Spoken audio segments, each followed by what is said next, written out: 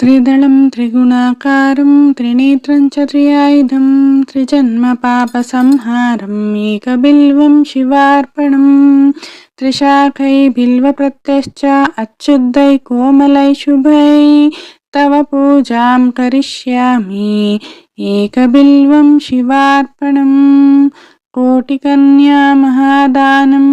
तिलपर्वतकूटयः काञ्चनं शैलदानेन एकबिल्वं शिवार्पणं काशीक्षेत्रनिवासं च कालभैरवदर्शनं प्रयागे माधवं दृष्ट्वा एकबिल्वं शिवार्पणम् इन्दुवारे रतं श्रित्वा निराहारो महेश्वरा नक्तं हौष्यामि देवेश एकबिल्वं शिवार्पणं रामलिङ्गप्रतिष्ठा च वैवाहिककृतं तदा तटाकादि च सन्तानम् एकबिल्वं शिवार्पणम्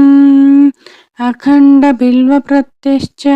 आयुधं शिवपूजनां कृतं नाम सहस्रेण एकबिल्वं शिवार्पणम् उमया सह देवेश नन्दिवाहनमेव च भस्मलेपन सर्वाङ्गम् एकबिल्वं शिवार्पणम् सालग्रामेषु विप्राणां तटाकं दशकूपयो यज्ञकोटिसहस्रस्य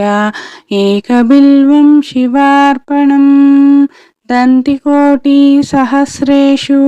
अश्वमेधशतक्रतौ कोटिकन्या महादानम् एकबिल्वं शिवार्पणम्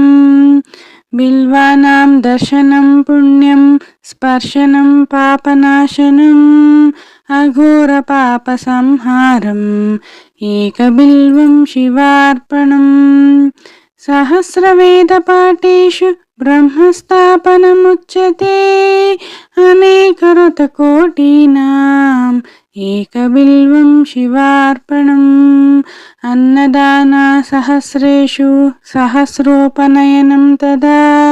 अनेकजन्मपापानि एकबिल्वं शिवार्पणम् बिल्वाष्टकम् इदं पुण्यं यः पठेच्छिव सन्निधौ शिवलोकमवाप्नोति एकबिल्वं शिवार्पणम्।